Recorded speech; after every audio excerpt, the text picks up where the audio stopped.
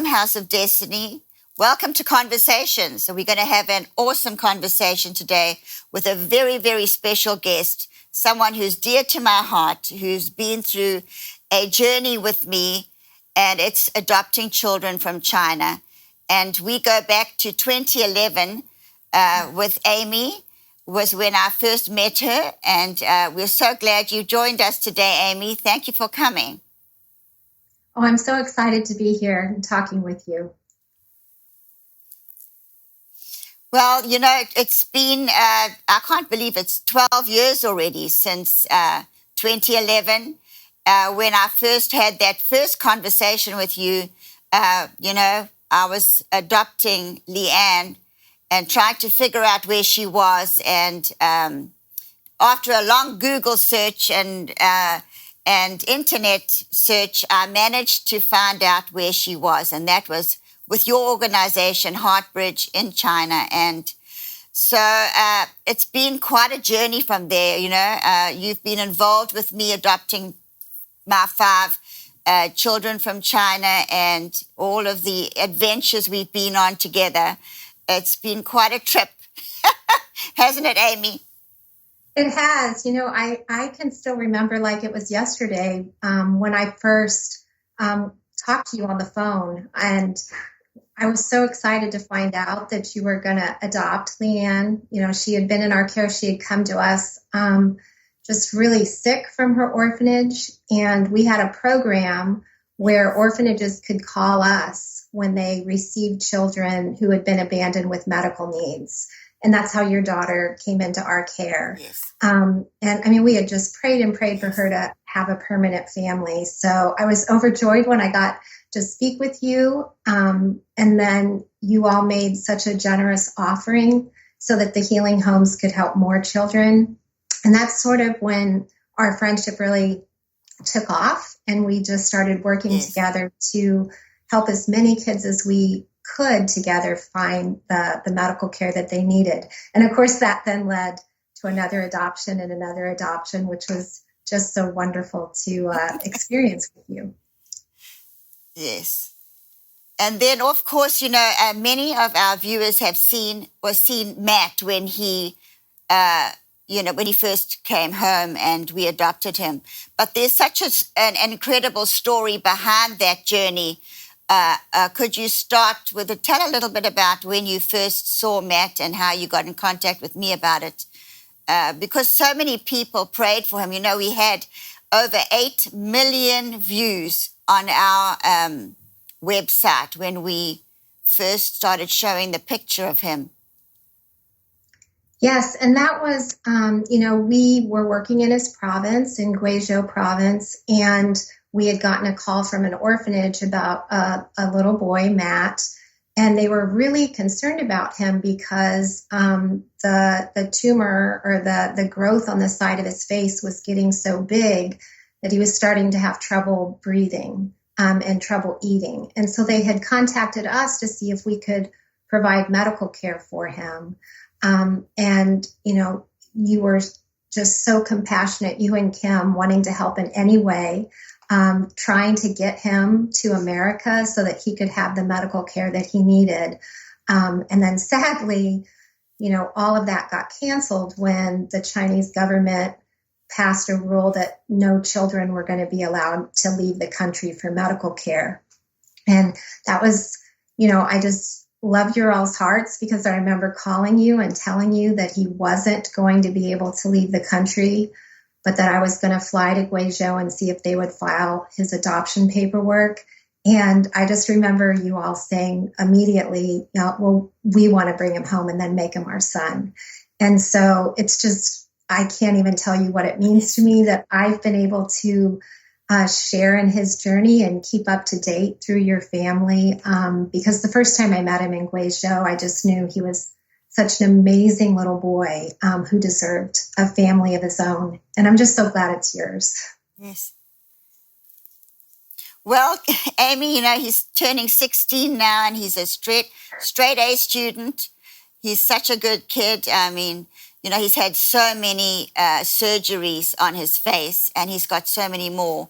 And of course, had a lot of people after showing his picture say, well, why don't you send him to that mercy ship to get the tumor removed? People not really realizing that he had an overgrowth problem that has kept his face growing. So we had to keep the growth under control. And so he's on a drug now that actually stops the mutation of the PIK3CA gene, which is causing that part of his face to keep growing. So, I mean, it's an absolute miracle that, that they actually have a drug like that is working for him. And besides his face, there's nothing else wrong with him. And so, I mean, he's really smart and doing well. So that's a great update for people who are, concerned about him, who have watched his story over the years. It's a really... I have a question. Oh, she has a question. Well, I want to know, first of all, okay, so you got Matt. Now, what everybody needs to know as well is that you didn't just adopt children yourselves. We were raising funds for other children in those orphanages. Yes. And then at some point, what happened in China there, Amy? Yeah, and so that was, I mean, the incredible thing with your organization and our organization, just and the outpouring of support from your followers and your church. Literally, I was trying to add it up the other day, and it has been thousands of children that have been helped and healed and fed because of your organization. And so after Leanne was adopted, every time an orphanage would call us about a child that had a heart defect or a child that might die if they didn't get the medical care, you all were the first people that I would reach out to see if you would pray for that child and if there was any way you could help. And it was just again and again, it was yes, yes, yes.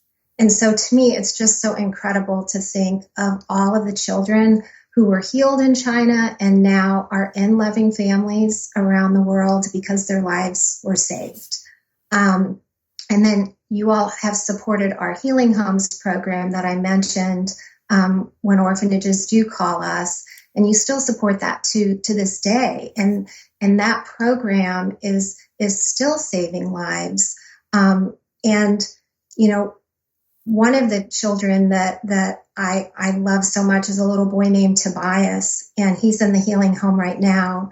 And it's just hard to believe that, this little boy had a condition that should have been fixed at birth. And for 2 years, he laid in a crib on his back in complete pain until, we were able to do the surgery with your help and then bring him into the Healing Home.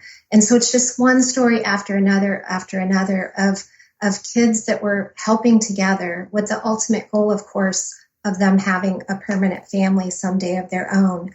And I know my family's touched by adoption. Your all's family is so touched by adoption, your extended family, people from your church. And that's what we want for every child, is that permanency. And so just when you were talking about Matt, I was thinking, he would never have the health care and the medical care that he needs without that permanent family. And so I just give thanks all the time that he's with you and he's going to have this full and wonderful life because he was able to have a family of his own.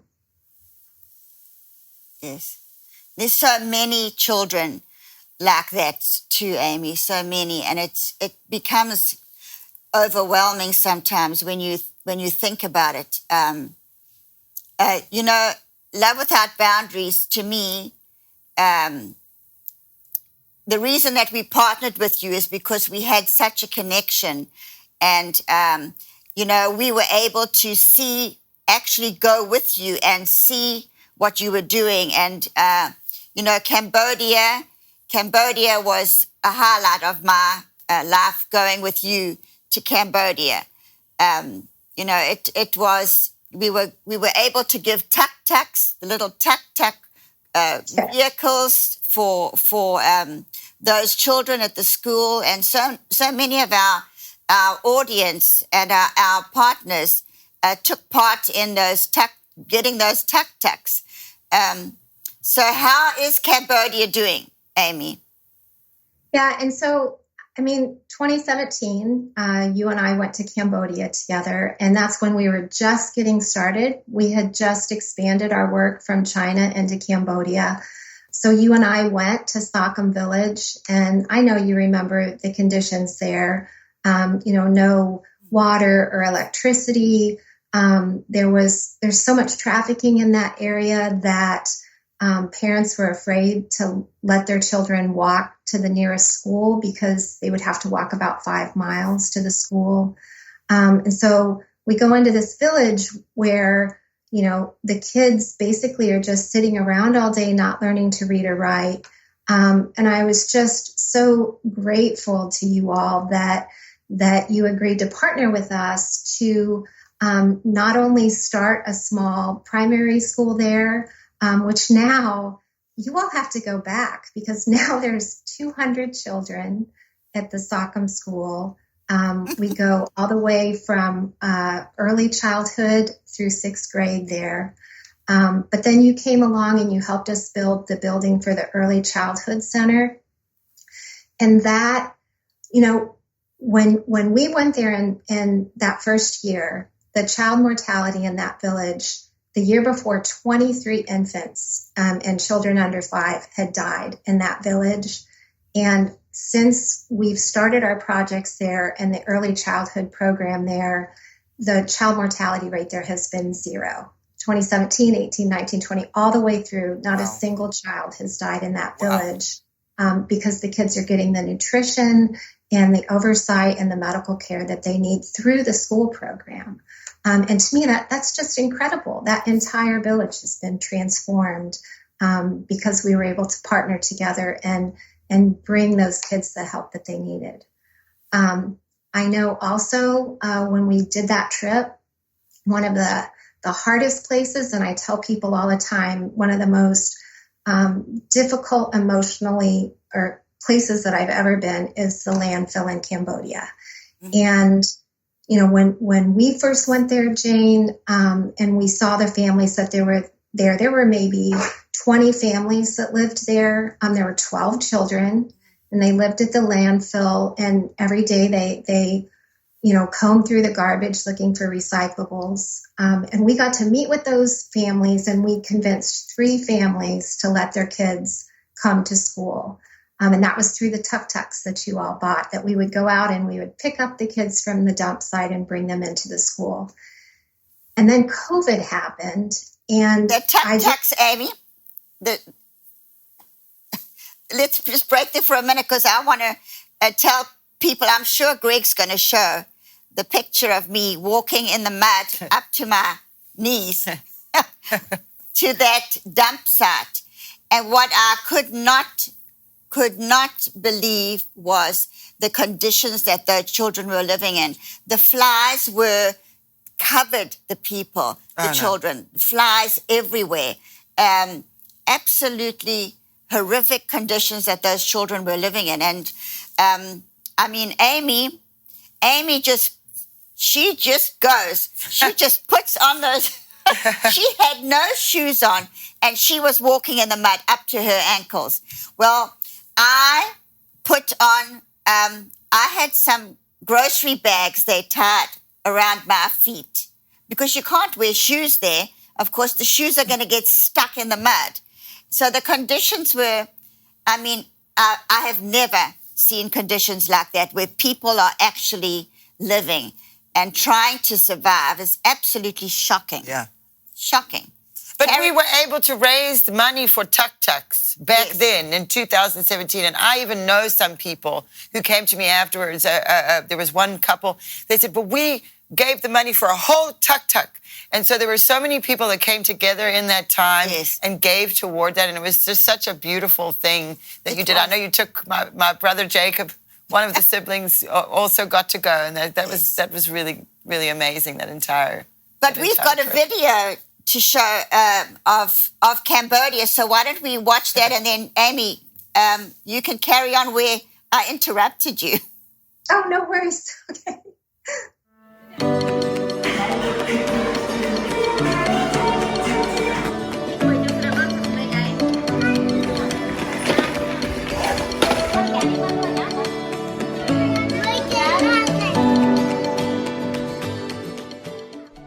Hello, Jen, Clement.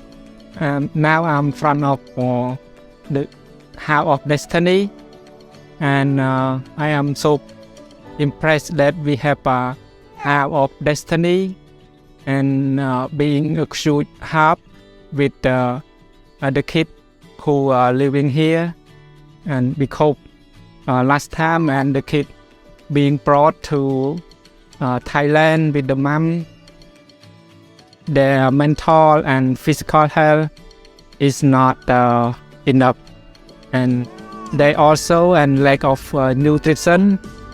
So now and you see, and this kid and they got healthy and they got education. So thank you so much for your generous support to this baby and all the children in Cambodia. Thank you so much.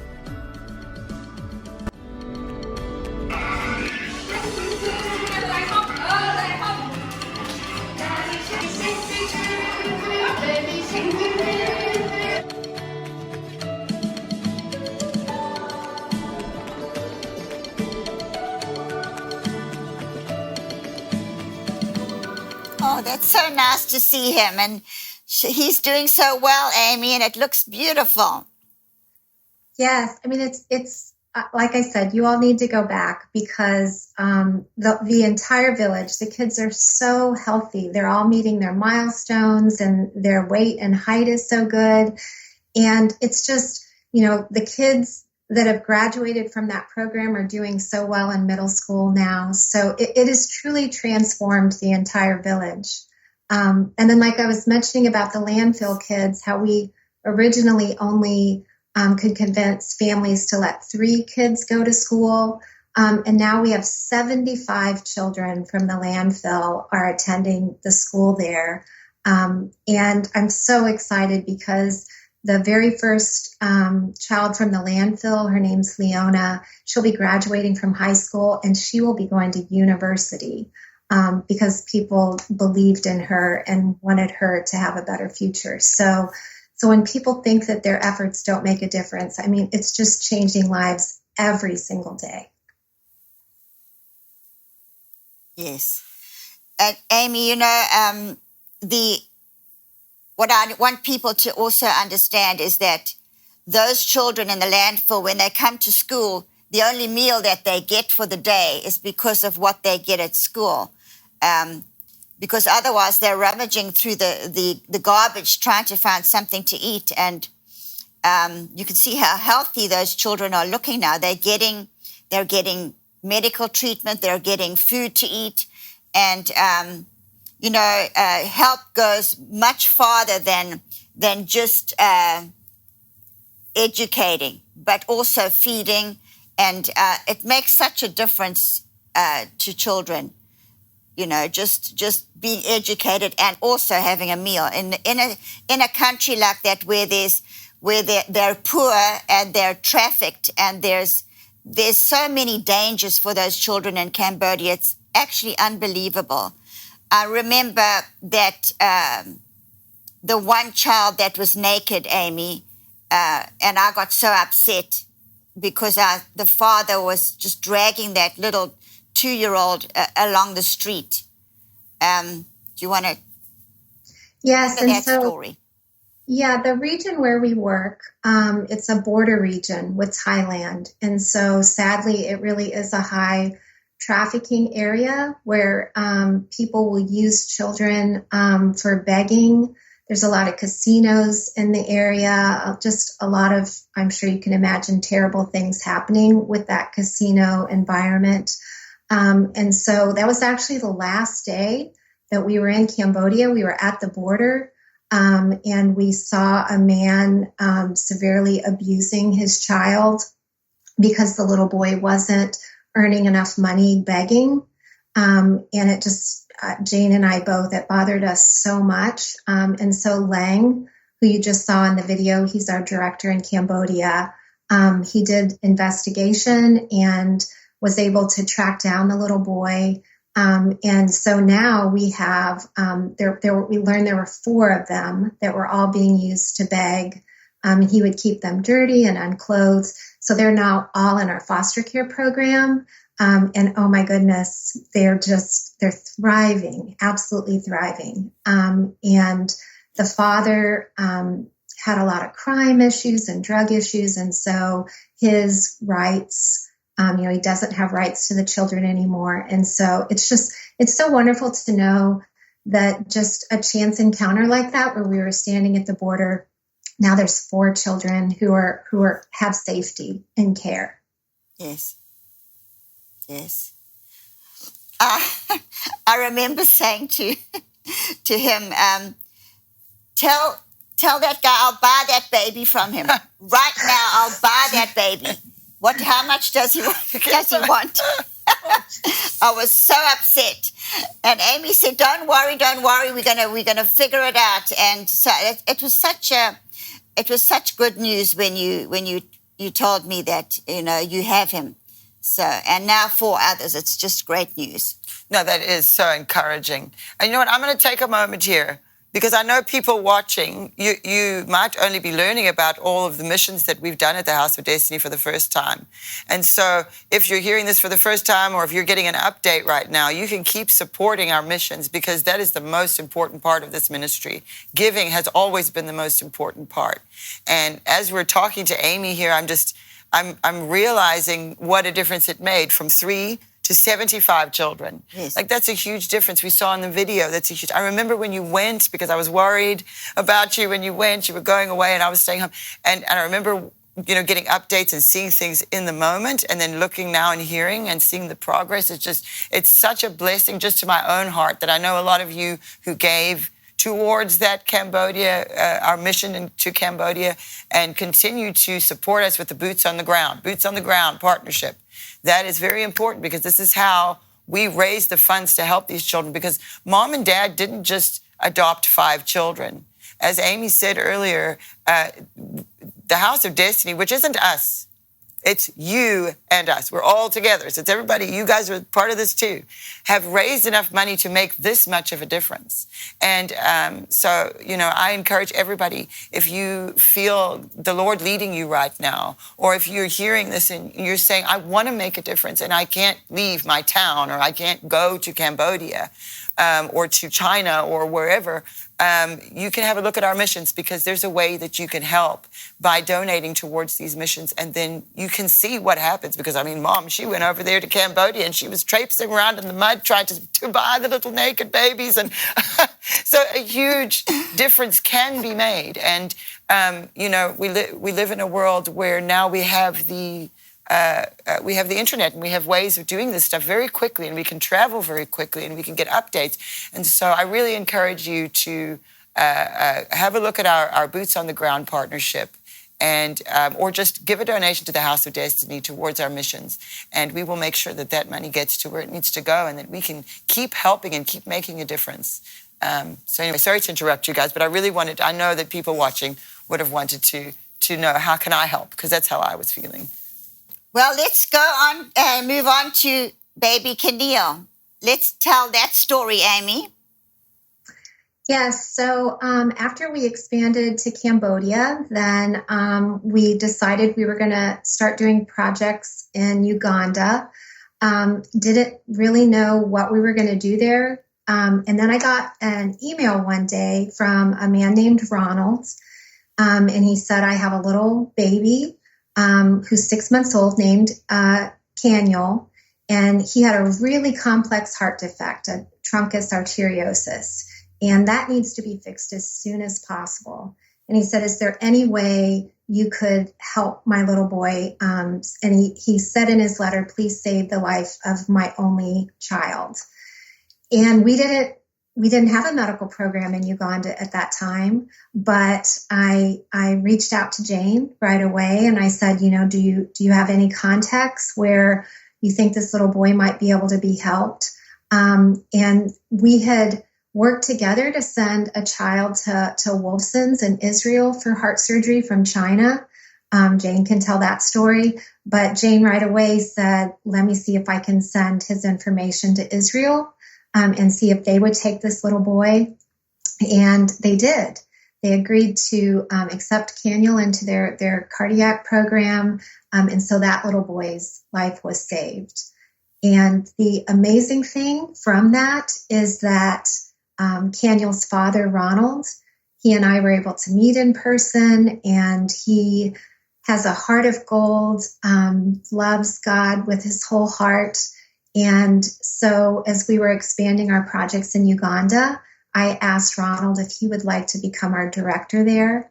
And so he has been our director of Uganda programs and has expanded our medical education, nutrition, foster care network into Uganda. And it all started because of his son's Caniel and the fact that the House of Destiny said yes once again and got his little boy to Israel. And that's such a it's so just heartwarming when you see a child with a heart condition get medical treatment, surgery, and then you see all the color coming back into their little face, and their fingertips aren't blue anymore, and they don't have blue lips. It's just an amazing thing. And of course, the heart conditions are something that I deal with on a daily basis because, of course, I have two of my adopted children. Both were born with congenital heart disease, and it's been a really eye-opening experience for me going through 7 open heart surgeries with these 2 children of mine. And of course, we've sent many children with heart conditions to get medical treatment. And Amy has sent them to India. She's, of course, I was instrumental in helping them go to Israel. And, the heart issue is something that we deal with on a very regular basis with Love Without Boundaries. And, of course, the first little child we ever sent to Wolfson was a little boy named Lilu, and he was at death's door. And I met the professor at Wolfson Medical Center for the first time, and I did a lot of talking, and eventually he said, yes, you can bring him. We'll take him in Israel. And that opened a whole other section of our ministry where we got involved with the Wolfson Medical Center and building the state-of-the-art operating theater at Wolfson. And they actually dedicated that to Kim. So it's been quite an experience. The whole journey of adoption, heart conditions, children in need, and our ministry is carrying on in that direction. And so we wanted you all to be able to see what we do at the House of Destiny, and it's ongoing. We're so grateful to everybody out there for all that you do to help us. I mean, we couldn't do it without you. And it's what Jesus wanted us to do. He wanted us to be the hands and feet, and we're trying our best to do that, the best that we can. Don't we have a video from Uganda? You mustn't forget. We do. We have a video of little Keneal, and he's doing so well. And let's have a look at that now. Everyone, my name is Keneal Kadosh Sajiko. I'm in grade 2. I go to Urithi International Christian School. I am 6 years. I'm making 7 years. I thank you for the House of Destiny. I thank you for Auntie Jen. She loves me, and I love her. And then I thank you for loving children like me and my brother and sister. I thank you that I love them, and I love them so much as I do, and I keep them safe. The Lord will keep them, and I love them in Jesus' name. Amen. That made us. I think that made us all cry. He is so adorable. That is just, he is the cutest, just the cutest little thing. I just wish I could just cuddle him and squeeze him. That was a real blessing for us to see that, Amy. Thank you for bringing that to us today. Wow. I'm glad I didn't forget that video. I got to spend time with Caniel just this past September. And, I think what I would like for people to know is that, if you have access to medical care and your child gets sick, that's just what you do. Your child, like for Jane, your child needs medical care. And so you call the doctor and you go. And I just want people to really think about in Uganda, there is only one heart hospital for 22 million children. There's one heart hospital. And, it's estimated that over 8,000 babies in Uganda are born with heart defects. And just a tiny, tiny fraction of those kids each year get surgery because there's just not a system in place for them to receive their operations. And for most of those families, they have to leave the country to get medical care because the one hospital can't handle anything complex. So we get letters almost every single day. I get a letter from a family in Uganda who has gotten the devastating news that their child has a heart defect. And I just always try and put myself in their shoes of, can you imagine your child dying and knowing the only way to save them is to leave the country? And you have no money to do that. And so, it's only through groups like yours and charities like ours that these kids have any chance at all at life. And honestly, Jane, I was going through the list of the children that you all have healed. I mean, like I said in the beginning, it's literally thousands of children whose lives have been changed and saved because of your ministry. And I mean, as you said, that's exactly what Jesus wants us to do. It's what God calls us to do, to be his hands and feet. And I'm just so grateful to you all for doing that every single day. Well, I'm ready to go to Uganda. Let's go. That little boy just won my heart. I'm ready to go. We need to go on another trip, Amy. We need to go. We need to take the House of Destiny on another trip. And so if you can just tell us where next, and I will come with you. Definitely Uganda. We'll take Greg with the camera and we'll go. Yes. And I want you to bring some of your amazing musicians because, they love music in Uganda. And I think we could have the best praise service in the entire world if we did that. Yes. Absolutely. We will do it. Well, it's been awesome. It's been walking down memory lane. And I'm so grateful to everything that you do, Amy. You keep us abreast of what's happening around the world, and I have such a connection with you. I mean, we don't partner with anybody else. Well, we do, but not on the degree that we do. You have a special relationship with Amy. I have a special relationship with Amy, with Love Without Boundaries, and really felt that was the connection God put in front of me, and so. God put you together, and look at what you two have done. It's quite amazing. I'm all pumped for Uganda. I haven't been to Africa in 25 years. I was born in South Africa. I could go to Uganda. I'll fit right in. I'll be all right. Let's do it.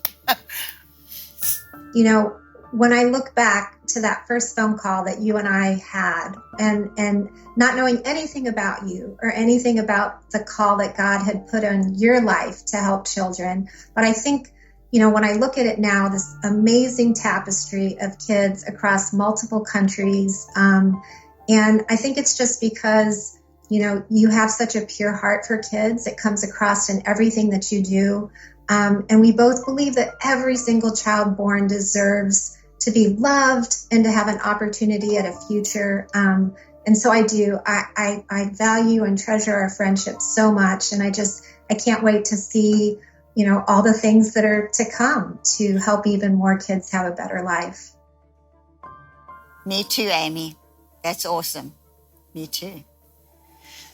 Well, thank you for joining us today. And everybody out there, we're so we're so glad we could bring you the news and also some personal news about my children, which I'm sure you're interested in, especially those that have, been with us for the longest time. Of course, Kim went on to be with the Lord and in 2016.